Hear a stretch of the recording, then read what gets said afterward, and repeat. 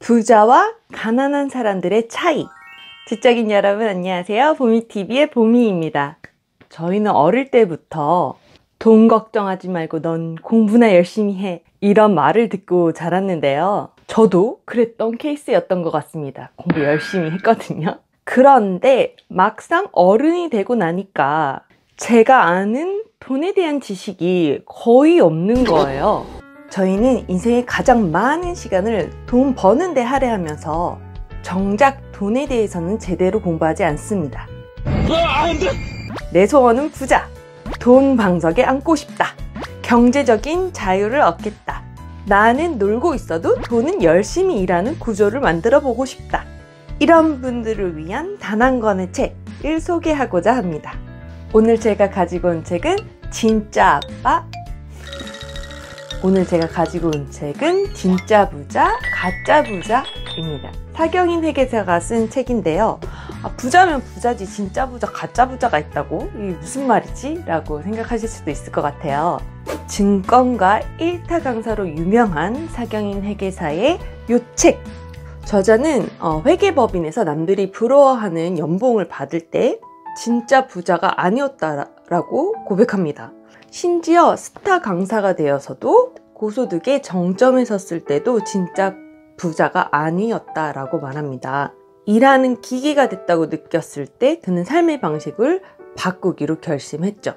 그래서 지금은 자신이 고안한 시스템 수익을 만드는 부자 방정식을 만들어 놓고 실천하면서 경제적인 자유를 누리고 있대. 여기 첫 챕터에 나왔던 이야기들이 굉장히 인상적이었거든요. 제가 예전에 돈 되는 책 3권을 추천한 적이 있는데요. 혹시 이 영상 못 보신 분이 있다면 요 위에 영상 한번 확인하고 이 영상을 들으시면 훨씬 도움이 되실 거예요. 왜냐면 그때 부자 아빠, 가난한 아빠를 추천하면서 몇 가지 핵심 내용을 읽어드렸었는데요. 사경인 회계사님도 부자 아빠, 가난한 아빠의 책에 대한 얘기를 합니다.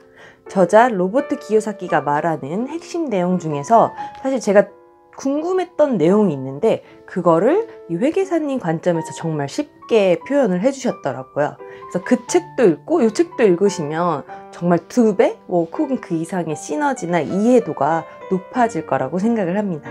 아, 이렇게 하면 되는 거구나. 아, 이렇게 하면 되는 거였어. 하고 정말 큰 깨달음을 얻게 되었어요. 자, 오늘 5가지 포인트로 공유를 드릴 텐데요. 첫 번째, 여러분은 재테크의 목표를 잘못 세우고 있습니다. 아니, 이게 무슨 소리입니까? 혹시 여러분은 이런 재테크 목표 세워본 적 있으세요? 6개월에 1000만 원 만들기, 5년 안에 종잣돈 1억 만들기, 내 집, 내 차 마련하고도 10억은 있어야지. 이런 것을 목표로 하는 글이나 책들이 굉장히 많은데요. 이게 잘못된 목표라고 합니다. 왜냐하면 자산과 부채, 자본을 이해하지 못하는 상태에서 자산만 늘리는데 혈안이 되면 우리의 재무 구조가 건강하지 못하다는 거죠. 저도 이거 보고 아차 싶었어요. 이걸 이해하지 못하면 어떤 현상이 일어났냐면요. 예를 들면 이런 거죠. 이번에 저축은행에서 특판 상품으로 5%의 금리를 주는 적금이 나왔어요. 근데 그걸 막 재테크하겠다고 덜컥 가입을 했습니다. 꼬박꼬박 넣다가 어떤 달은 이달에 급하게 현금이 없는 거예요. 그래서 갑자기 적금을 넣기 위해서 마이너스 통장, 막 7% 마이너스 통장인데서 돈을 빼다가 이렇게 넣는다든지, 카드에 현금 서비스를 빼가지고 적금으로 넣는다든지, 그러면 5%에서 더 큰 이율의 비율이 되는 돈을, 자금을 끌어다가 그 목표인 것을 마치기 위해서 잠깐 수여를 한 거잖아요. 저희는 아무것도 안 하는데 또 돈을 잃고 있는 현상이 벌어지게 되는 거죠. 생각보다 이렇게 생각하시는 분들이 주변에 많대요. 에이, 말도 안 돼. 그거를 목표만 봤을 때는 이런 일을 할 수도 있다라는 거죠. 혹시 지금 얘기한 게 약간 어렵거나 헷갈려서 이해가 안 된다 하시는 분은 책에 조금 더 자세하게 쉽게 나왔거든요. 책에서도 한번 더 확인해 보세요. 결론적으로는 전체의 자산이 중요한 게 아니라 순자산이 중요한 거죠. 장사나 사업을 한다고 치면 매출이 중요한 게 아니라 순이익이 중요한 것처럼요. 순이익은 매출에서 온갖 비용을 다 뺀 순수한 이득인 거죠. 그랬을 때 저희는 물론 매출도 중요한 지표 중에 하나이지만 건전한 재무 상태를 위해서는 순이익, 순자산을 꼭 챙겨야 된다. 그 개념에 대해서 알아야 한다는 것입니다. 두 번째, 직접 해봐야 한다. 그리고 헷갈리는 게 정상이다. 자산과 부채, 자본 이것들을 직접 손으로 적어보는 거예요.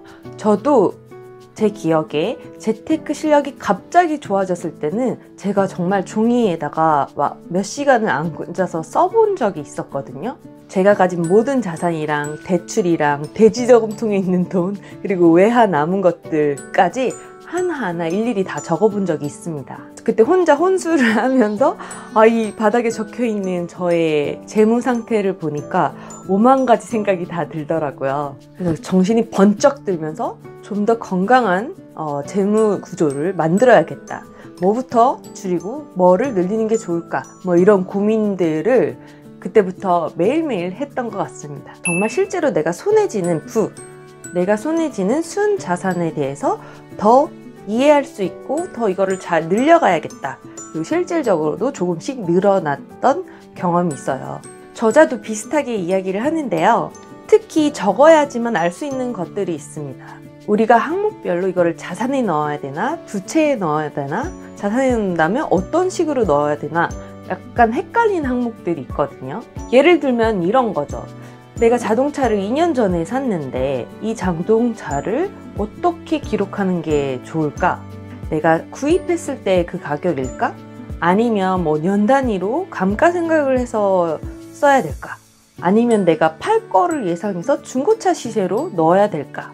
이런 것이 헷갈리는 게 당연한 일이라고 합니다. 그래서 자신만의 기준, 생각을 해보고 자신만의 기준을 가지고 정리하는 게 중요하다는 거죠.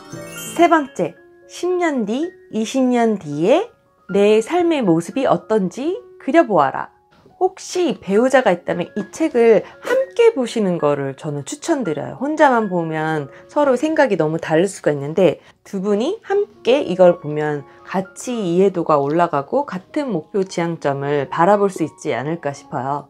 사실 결혼은 현실이라고 하잖아요. 그래서 돈 문제로 싸우는 부부들도 있을 텐데요. 재테크의 목표를 같이 설정하고 점검해 나가면서 삶을 좀 살아간다면 더 풍요로운 삶을 살 수 있지 않을까 싶어요.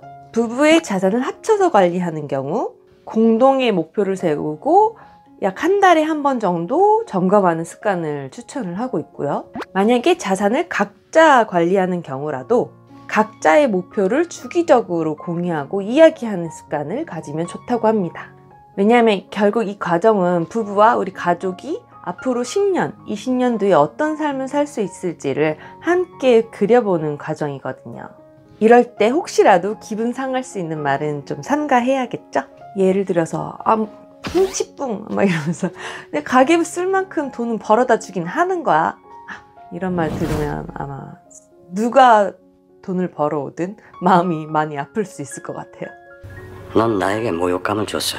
공동의 목표를 위해서 어떤 부분에서 희생을 하고 아낄지 함께 논의하고 지켜나가는 것이 중요합니다.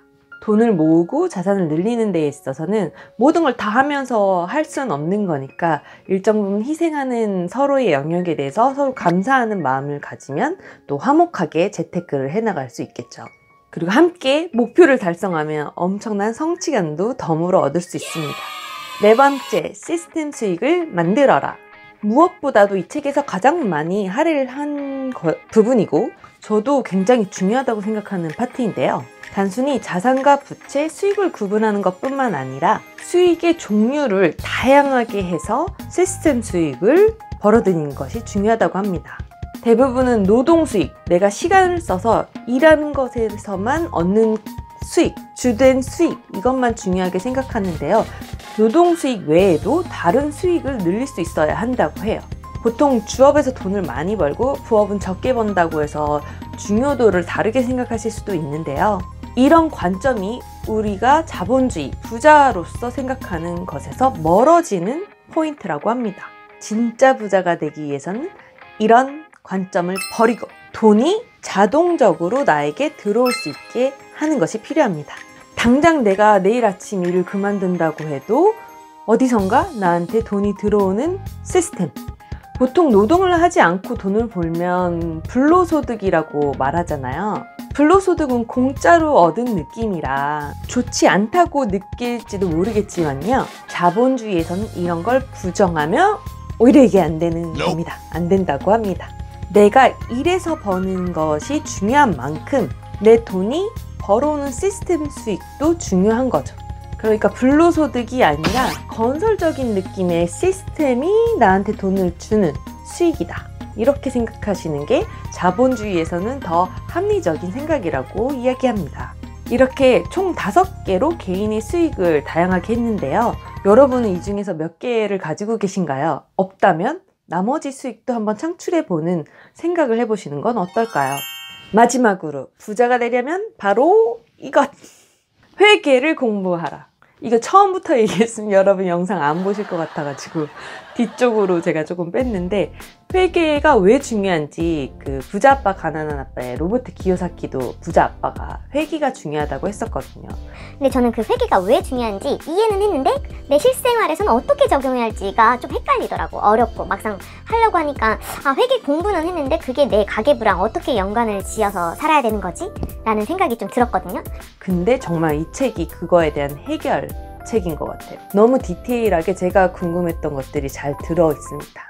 부자로 가는 길을 알려주는 내비게이션이다 라고 했습니다. 운전을 하는데 내비게이션이 막 먹통이 됐다고 생각해보세요. 물론 이정표 보고 표지판 보고 갈 수 있겠지만 굉장히 낯선 길이라면 좀 더 어렵겠죠.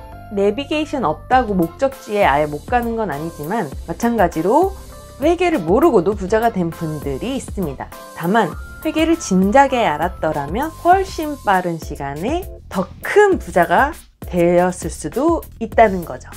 이 외에도 정말 많은 꿀팁이 있는데요. 제가 개인적으로 좋았던 건 하나는 회계를 이해할 수 있게 하는 쉬운 이야기들로 설명을 해주셔서 당장 실생활에 내 가계부에 적용하는데 도움이 되는 것들이 많았다. 두 번째는 이 회계사님이 엑셀을 굉장히 잘 다루시는 것 같아요. 단축키라든지 축약 함수 같은 것들을 저한테 알려줬는데 제가 사실 몰랐던 파트였거든요. 당장 내 가계부에 한번 써볼 수 있겠구나. 또 최신 트렌드에 맞는 다양한 투자법이 나와 있다. 배당 주식 투자, P2P 투자, 핀테크 서비스로 자산 관리하는 거, 임대부동산, 해외 주식 투자, 지식 컨텐츠로 돈을 버는 방법, 나만의 로드맵을 짜는 방법, 추천 재테크 책도 여러 권 소개되어 있습니다. 여러분도 저처럼 이 책 보고 실질적인 도움을 좀 얻으셨으면 좋겠어요.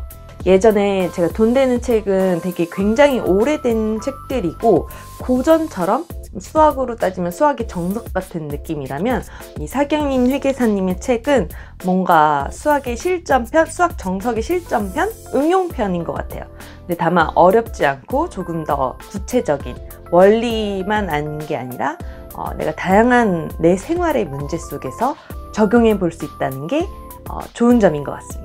어디까지나 저의 개인적인 의견이었지만 절대 시간이 아깝지 않은 책이었거든요. 여러분도 꼭 한번 기회되면 한번 접해볼 수 있으면 좋겠습니다.